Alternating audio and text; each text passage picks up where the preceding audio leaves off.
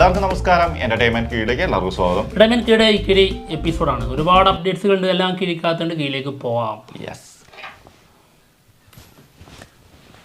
Tile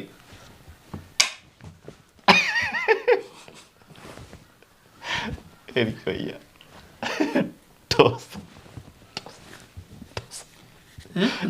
ഒന്നുമില്ല.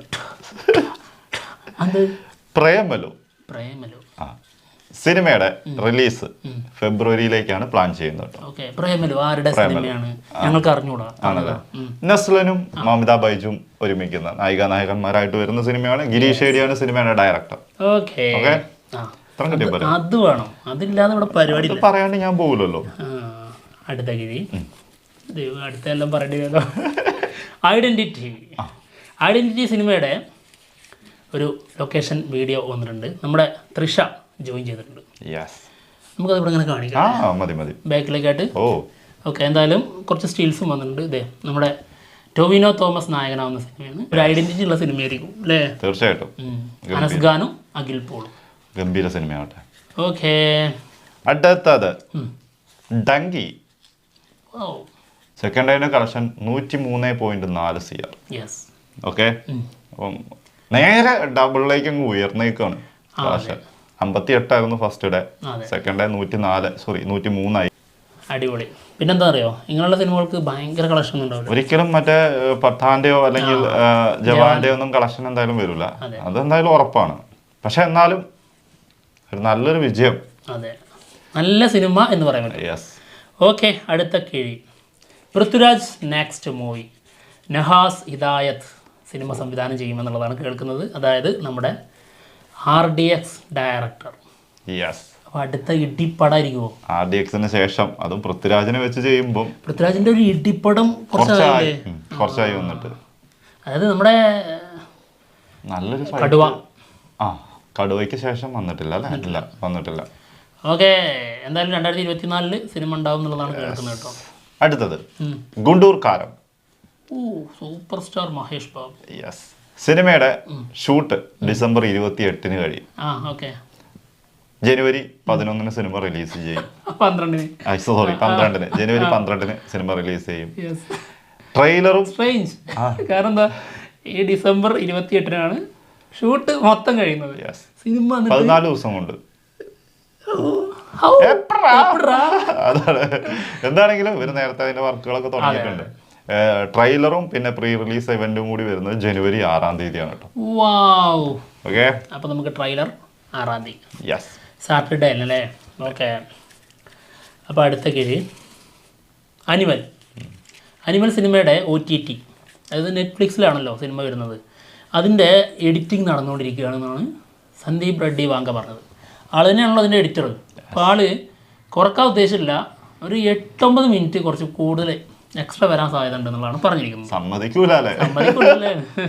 അല്ല, അതുകൊണ്ട് കാണാം നമുക്ക്. അതൊരു സത്യം, കട്ട് ചെയ്ത് കാണാം. അതിപ്പോൾ എവിടെ ഏത് സമയത്താണെന്ന് പറഞ്ഞാൽ അവിടെ മാത്രം കണ്ടാൽ മതിയായിരുന്നു. നീ ഇത് എഴുതാൻ നേരത്ത് നീ എന്നോട് പറഞ്ഞു ഇത് കിട്ടുമ്പോൾ നിനക്ക് തരണമെന്ന്. ആണോ?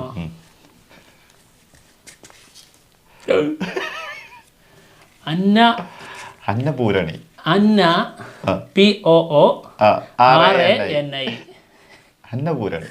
അന്നപൂരണി.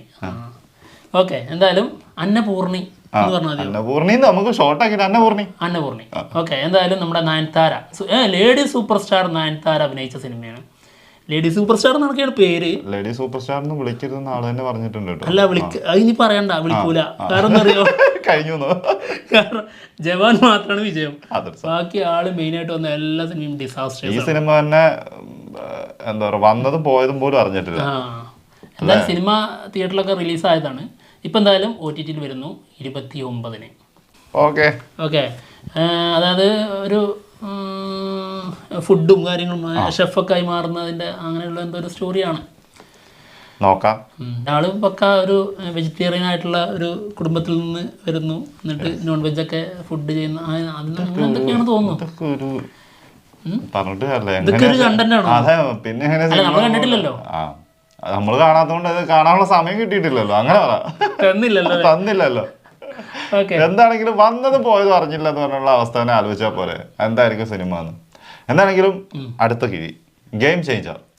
ഓക്കെ. സിനിമയുടെ റിലീസ് സെപ്റ്റംബർ 2024 ഉണ്ടാവും എന്നുള്ളതാണ് നമ്മുടെ പ്രൊഡ്യൂസർ ദിൽരാജ് പറഞ്ഞിട്ടുള്ളത്.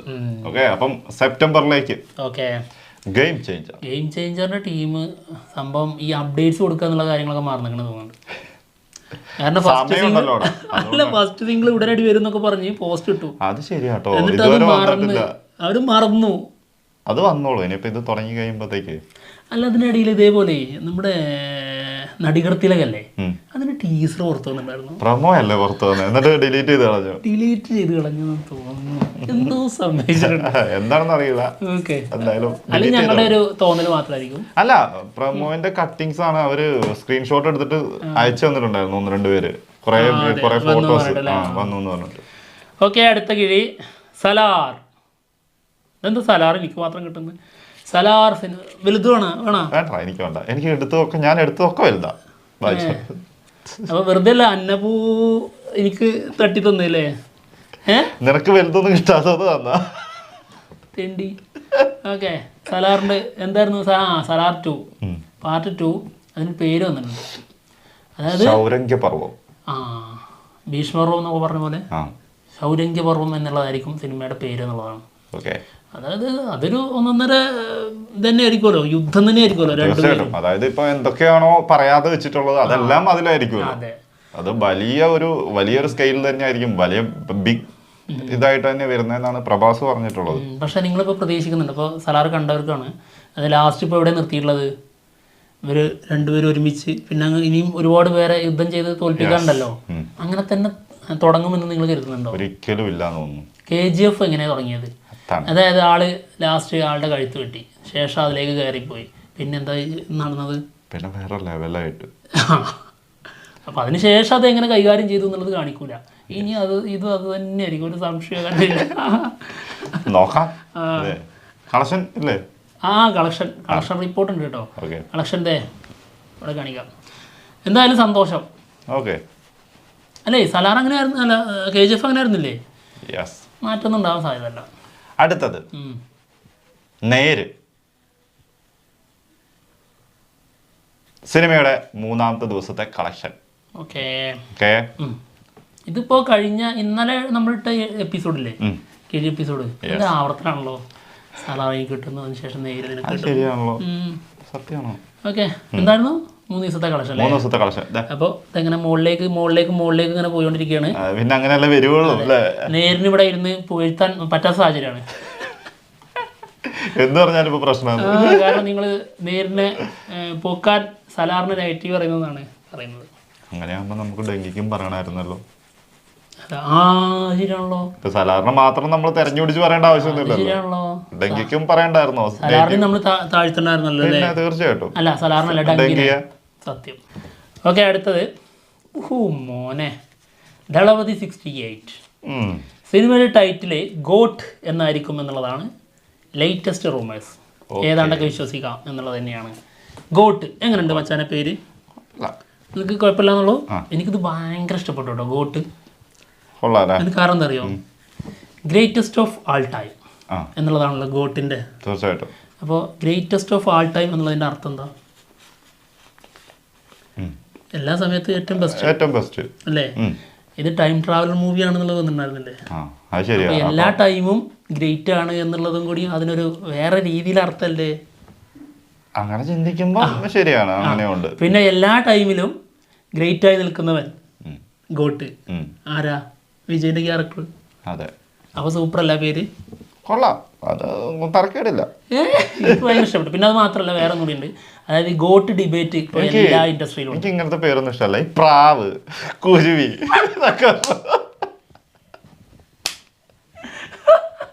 ആടിനോടും പട്ടീനോടും പൂച്ചനോടും നമുക്ക് ഇഷ്ടമല്ല. ഉള്ളി പറവ അല്ലേ?